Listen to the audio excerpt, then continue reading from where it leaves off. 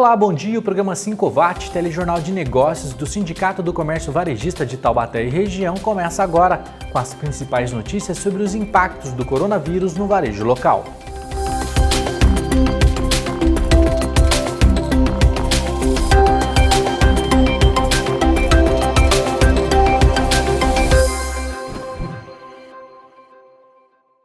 Depois de quase 70 dias de portas fechadas, o comércio reabriu. Mas o temor agora é que, com o aumento do número de infectados e óbitos nas cidades da região devido à pandemia do coronavírus, o varejo volte a fechar, o que seria desastroso para os empresários.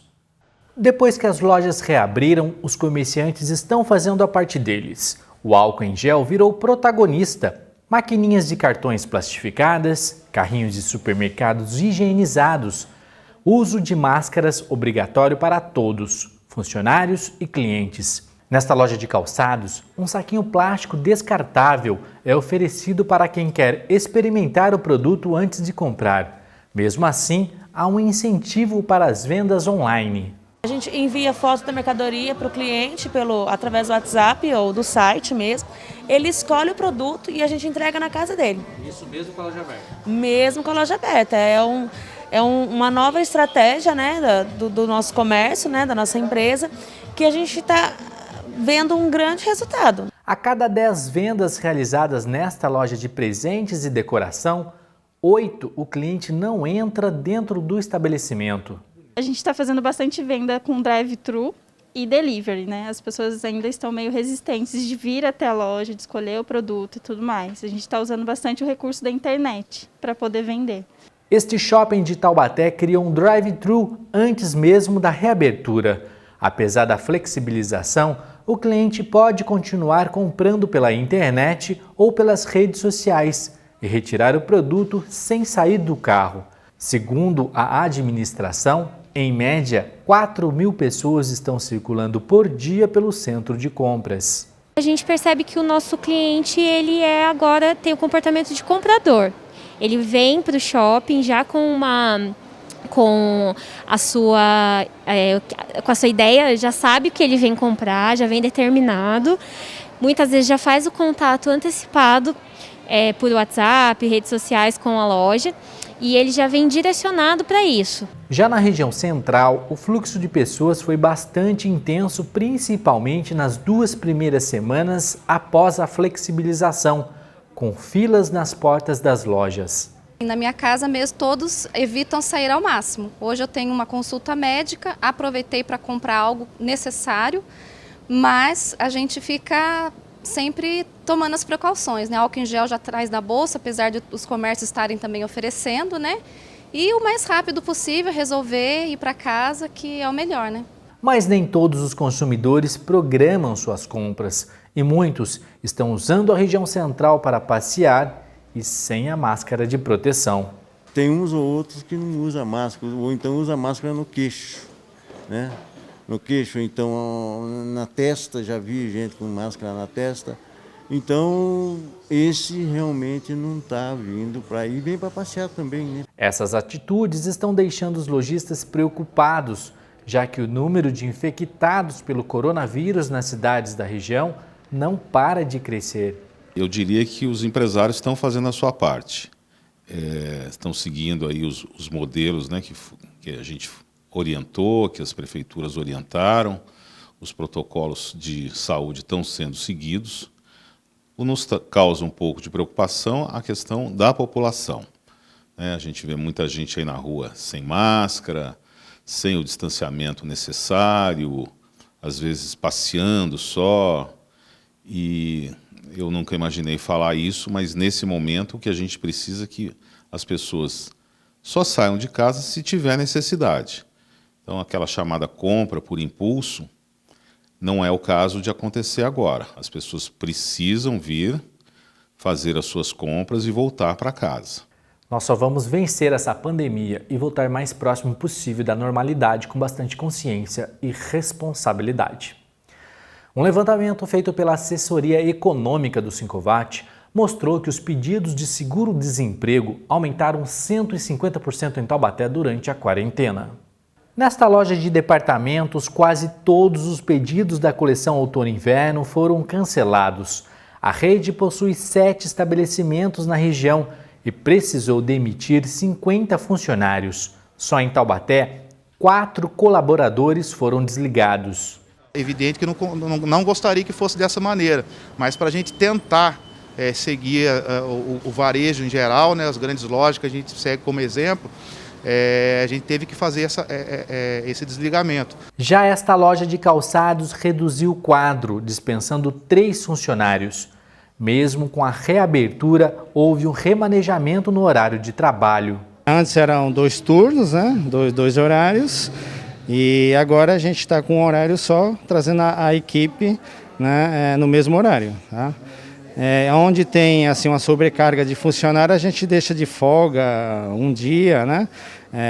Por exemplo, caixas, eu trabalho com 3 operadoras de caixas e uma eu dou folga todos os dias para uma, entendeu? Para ficar só 2. Somente na primeira quinzena de maio foram solicitadas no município de Taubaté 940 requisições para o seguro-desemprego, um aumento de 150% na comparação com a segunda quinzena de março, quando se deu início à quarentena.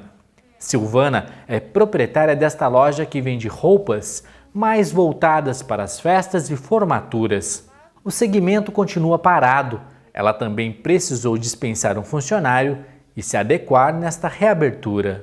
Nosso público é muito em função de eventos, formaturas, casamentos, e diante da pandemia, né, tudo foi cancelado e isso foi muito prejudicado, entendeu? Esse setor, né, esse segmento do comércio. Então a gente teve que fazer outras adaptações, investir mais no jeans, na moda mais informal, para tentar sobreviver.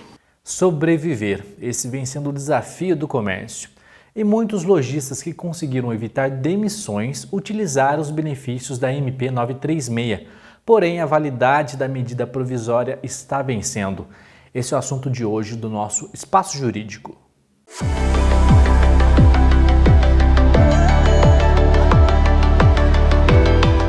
Com o retorno das atividades, aqueles contratos de trabalho que estavam suspensos pela MP 936, o empresário e o contador devem ficar bastante atentos. Todos sabem que os contratos que foram suspensos por 60 dias terão garantia provisória de emprego também por 60 dias no caso de suspensão. E aqueles que eventualmente reduziram a jornada de trabalho e salário também terão a garantia provisória pelo prazo de redução de jornada e salário.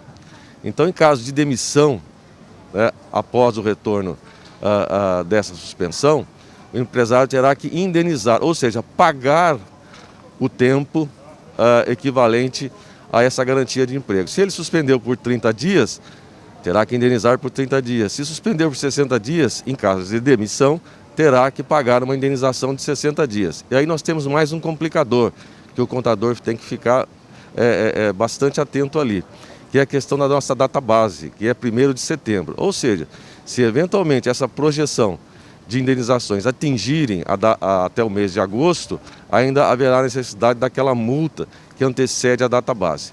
Então é preciso ter muita cautela, é preciso analisar e ver realmente da necessidade ou não dessas demissões em razão desses elevados custos que estão previstos na legislação.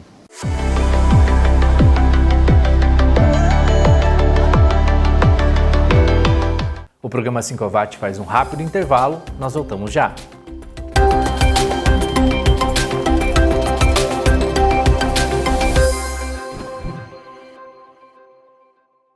Emília é dona de um pequeno comércio e teve uma bela ajuda para contratar seus funcionários. Ela aderiu ao regime especial de piso salarial, o REPIS.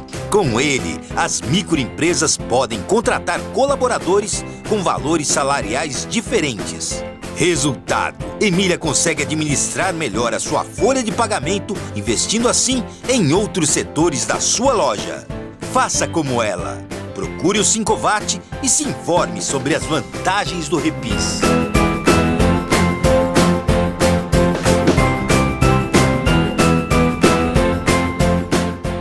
Você, estudante, está em busca de oportunidade no mercado de trabalho? Empresário ou profissional liberal está procurando um talento para a sua equipe? A oportunidade pode estar na centralestágio.com do Sincovat. Buscamos vagas para os estudantes, procurando dar todas as orientações e comodidade para as empresas. centralestágio.com. Faça seu cadastro em nosso site. Mais informações pelos telefones 3631-2529 ou 3011-0842. Empresário, você conhece o Sincovat? Sabia que podemos te ajudar a enxugar despesas e fazer seu negócio lucrar mais? É isso mesmo! O Sindicato do Comércio Varejista de Taubaté e região tem ferramentas que podem melhorar o caixa da sua empresa e fazê-la mais lucrativa. Venha nos visitar e conferir os benefícios que podemos lhe oferecer. Sincovat, somos o braço forte do comércio.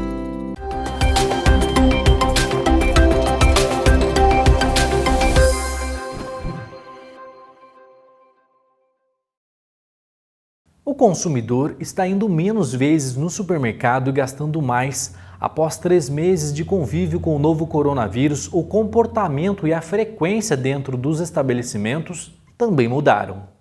Mesmo com todos os cuidados de higiene, o consumidor está indo menos às compras. Segundo a Associação Paulista de Supermercados, o fluxo de pessoas entre os dias 15 de março e 31 de maio caiu 11% na comparação com o mesmo período de 2019.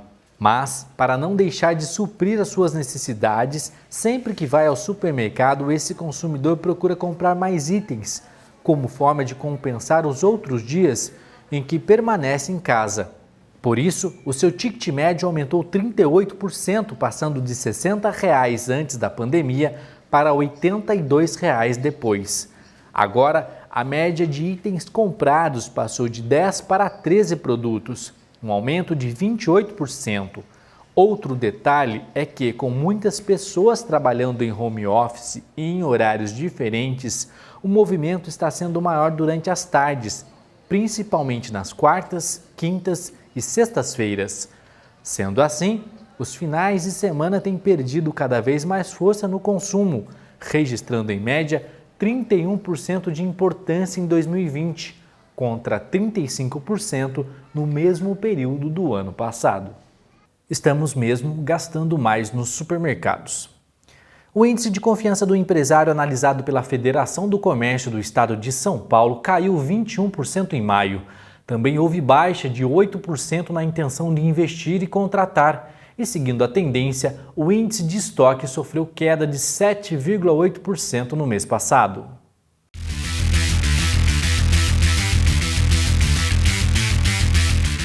Desde o início da pandemia, nós estamos debatendo os principais desafios que o novo coronavírus impôs ao ambiente social, econômico e empresarial.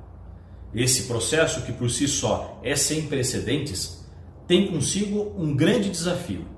Como vamos nos recuperar a uma crise tão rápida e tão aguda que nós passamos, principalmente o setor do comércio e também o setor de serviços. Estamos falando especialmente ao varejo, aqui do Vale do Paraíba, Litoral Norte e também Serra da Mantiqueira.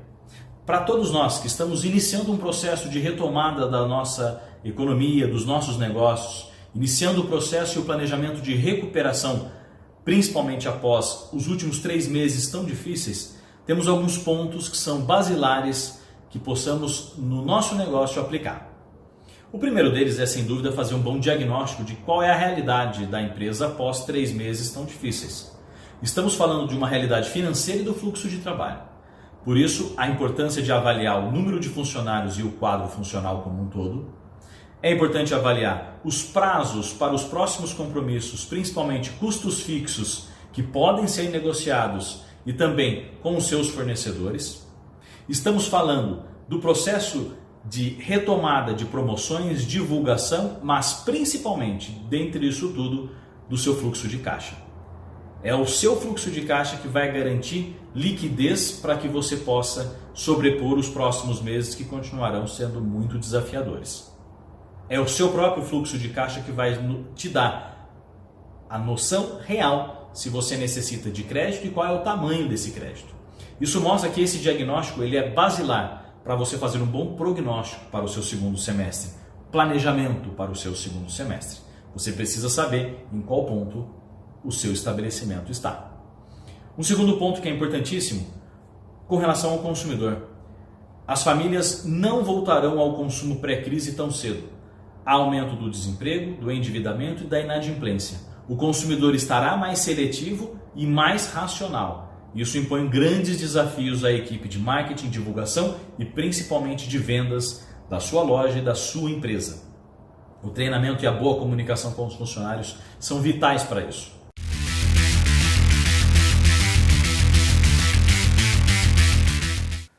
Certamente essa crise do coronavírus deixará muitas marcas e os aprendizados da pandemia serão essenciais para o futuro dos negócios. Enquanto alguns choram, outros vendem lenços. Eu ouvi esta frase durante a minha pós-graduação nas aulas de marketing empreendedor. Eu desconheço o autor da frase, mas eu confesso o quanto ela é real hoje em dia. Enquanto eu li as notícias aí de política e saúde, as manchetes padrão, uma notícia do mercado pop me chamou a atenção. A Netflix ultrapassou a Disney no mercado de ações. E o que isso significa? Bom, para responder essa questão nós precisamos conhecer a história das duas empresas. A Disney tem quase 100 anos de história, é dona de marcas gigantes como a Marvel, como a Fox, tem parques temáticos gigantes, mundialmente conhecidos e hoje vale um pouco mais de 186 bilhões de dólares. A Netflix é uma empresa mais jovem, tem cerca de 20 anos e iniciou suas atividades entregando filmes em fita VHS na casa das pessoas. Hoje, ela é o serviço de streaming que nós conhecemos e ela ignorou a sala de cinema, distribuindo a sua produção pela internet. Nunca se preocupou em ter parques temáticos ou locais de entretenimento. E hoje ela vale quanto? 187 bilhões de dólares. A diferença é pequena, menos de 1 bilhão de dólares, mas o que é relevante nesta leitura? É a capacidade da empresa menor e mais jovem ultrapassar um gigante do mercado. E como ela fez isso? Com a estratégia certa, distribuindo o produto certo, no local e na hora certa, distribuído da forma certa. Este período de quarentena que estamos vivendo é um grande marco nessa disputa. Estamos todos em casa, nós paramos de consumir externamente, mas continuamos consumindo online. Nós não podemos ir ao cinema, mas o cinema vem até a nossa casa, através dos serviços de streaming. E enquanto a Disney se viu obrigada a prorrogar o lançamento de alguns filmes de abril para novembro e não realizar o lançamento destes filmes na sua própria plataforma de streaming, que é a Disney Plus, que foi lançada no ano passado e que ainda não funciona no Brasil, a Netflix teve um engajamento, um crescimento aí de 109% no mês de março. Mais do que dobrou o seu público neste período. Pois é, enquanto alguns choram, outros vendem lenços. E isso é empreendedorismo. Diante das crises, encontrar oportunidades de crescimento. E agora eu pergunto, e você? O que você quer fazer?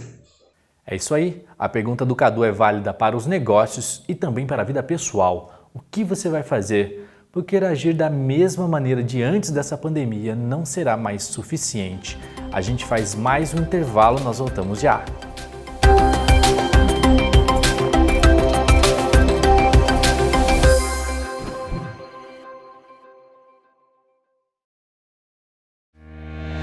Dicas para a sua empresa ganhar mais dinheiro. Evite calotes. Calote custa caro e impacta diretamente seus lucros. Conheça seus clientes e fornecedores. Consulte dados confiáveis sobre seus parceiros de negócio. Negocie melhor. Informação é tudo para ter sucesso nas negociações. Venda com mais segurança. Deixe o medo da inadimplência para trás e foque nas vendas. E a melhor dica é procure o Sincovat. Nós temos consulta de CPF e CNPJ da Serasa Experian para você saber na hora se seu cliente tem condições de honrar seus compromissos e pagar suas contas em dia. É mais informação, segurança e confiança para você focar nas vendas e ganhar mais dinheiro. Venha conhecer o Sincovat. Nossas dicas ajudam sua empresa a crescer. Você, estudante, está em busca de oportunidade no mercado de trabalho? Empresário ou profissional liberal está procurando um talento para sua equipe? A oportunidade pode estar na centralestágio.com do Sincovat. Buscamos vagas para os estudantes, procurando dar todas as orientações e comodidade para as empresas. centralestágio.com. Faça seu cadastro em nosso site. Mais informações pelos telefones 3631-2529 ou 3011-0842.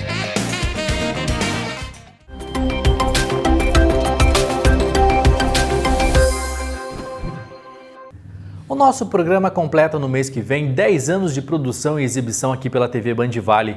A nossa equipe já mostrou centenas de matérias sobre o empreendedorismo no Vale do Paraíba, na Serra da Mantiqueira e no Litoral Norte. Então, nesse bloco, a gente vai dar uma pausa nos assuntos de coronavírus e vamos reprisar 2 reportagens, assuntos que a gente já está com saudade de mostrar. Na primeira, você vai rever o trabalho de um artesão de Santo Antônio do Pinhal que faz pássaros e outros animais com papelão.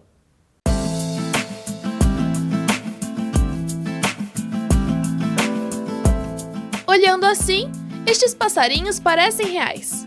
Já o cachorro é facilmente confundido com um bichinho de estimação da casa. Os animais feitos no ateliê ganham vida.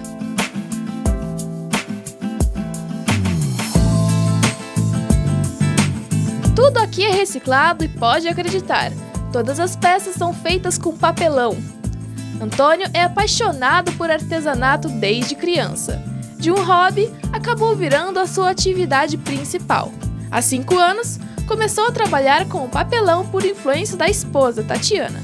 A assistência social trouxe esses projetos nos bairros. Era um processo mais assim, demorado. Que você teria um tempo para você fazer, e era com bexigas, tinha que colar papelzinho. E nisso eu trouxe para casa, eu comecei a fazer uma angolinha. E nisso meu esposo viu essa angolinha, falou assim, por que você não faz um galo? Dá para fazer um galo. Eu falei assim, nossa, mas eu não consigo fazer a angolinha, terminar, né? Daí ele falou assim, não. Daí ele pegou, acabou fazendo um galo. Ficou tão interessante que eu fui sentindo bem fazer aquilo. Para mim foi um hobby e daqui a pouco foi transformando. E aí eu vi que eu tinha o jeito para mexer com isso, né, com o papel machê. O material recolhido fica submerso na água por 3 dias. Depois, ele é batido e preparado para descansar por mais 14 dias. Ele tem um tempo para diluir e depois a gente bate ele de novo com a cola, né? Cola e faz a massa. Mas esse tem um prazo para ele decompor para ficar no ponto de trabalho. No ateliê, o primeiro passo para fazer uma escultura é montar a estrutura em arame. O papelão, já parecido com uma massa, é misturado com cola. Agora começa o processo de modelagem. Tudo com muito cuidado e habilidade de sobra.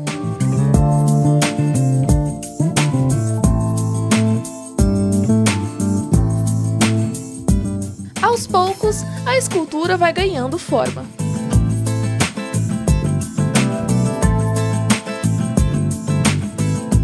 Por mês, Antônio produz cerca de 25 passarinhos como este. Os detalhes são feitos com uma espátula de bambu. Depois, é só lixar para dar o acabamento necessário e pintar. As tintas vão se misturando nos dedos do escultor e dando os tons à peça.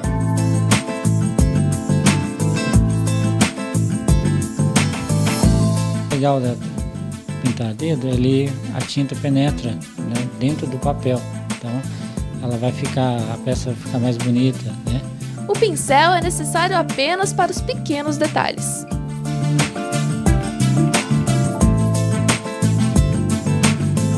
De acordo com cada bicho, né? A gente vai misturando, vai fazendo a tinta na hora ali, né? Não é com tinta comprada, assim, a tinta vai misturando, fazendo, até dar a cor mais parecida do animal, né? Para as esculturas maiores, Antônio utiliza uma estrutura com tela de alumínio para dar mais resistência à peça. Mas tudo é feito na hora, sem moldes, utilizando apenas uma tesoura.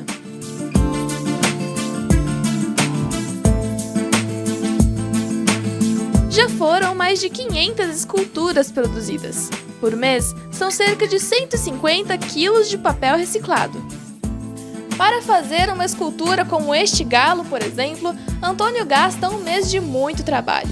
Aqui, Além da estrutura de alumínio, foram utilizados cerca de 7 kg de papelão. Essa peça custa R$ 600.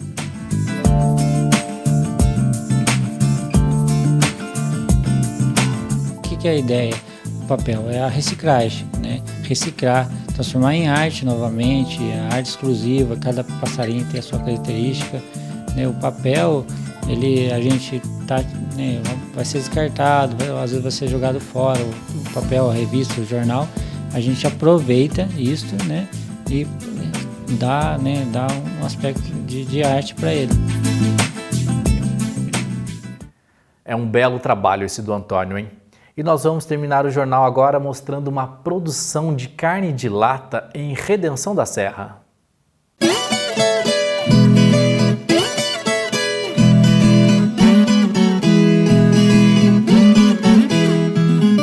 Na panela de ferro e no fogão a lenha, uma antiga receita muito comum até meados do século XX é relembrada por Neia. Desde pequena, filha de produtores rurais e com 10 irmãos, a cozinheira aprendeu a fazer a tradicional carne na lata com seus pais.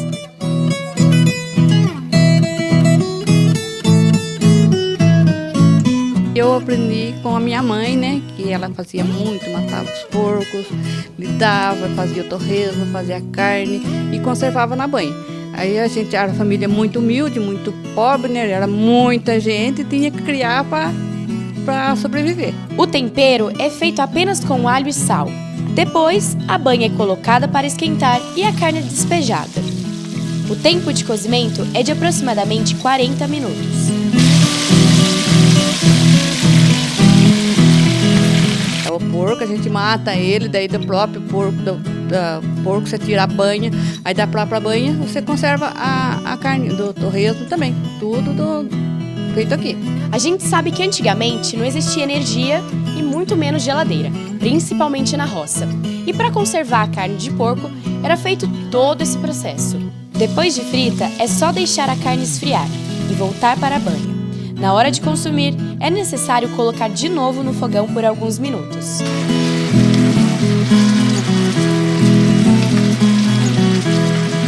No caso do torresmo, primeiro ele é frito.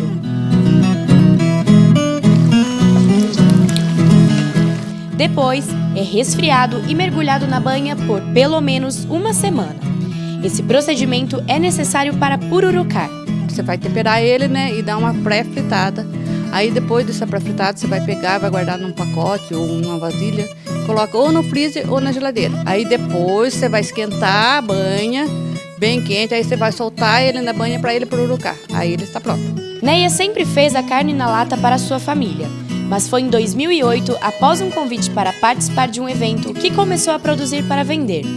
Desde então, a procura é cada vez maior e os eventos mais frequentes. Eu estava fazendo um evento em Redenção da Serra. Aí chegou um dono de um evento que era do Revelando São Paulo. E ele falou, por que você não leva essa carne na lata? Aí a gente foi convidado e levei. E deu certo. E assim nós estamos até agora. Apesar do nome carne na lata, na feira ela é vendida assim, no pote. Já nos eventos, são pratos prontos com diversos acompanhamentos.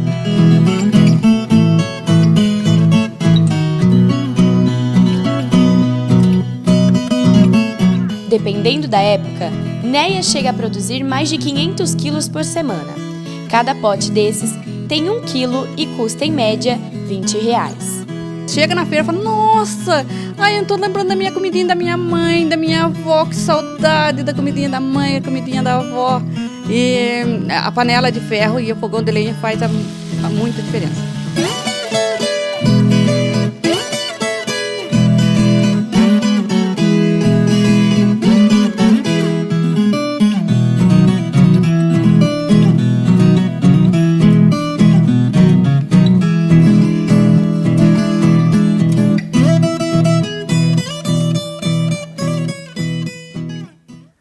Que delícia, né? Que essa fase passe logo e que a gente possa voltar a gravar as coisas boas de nossa região.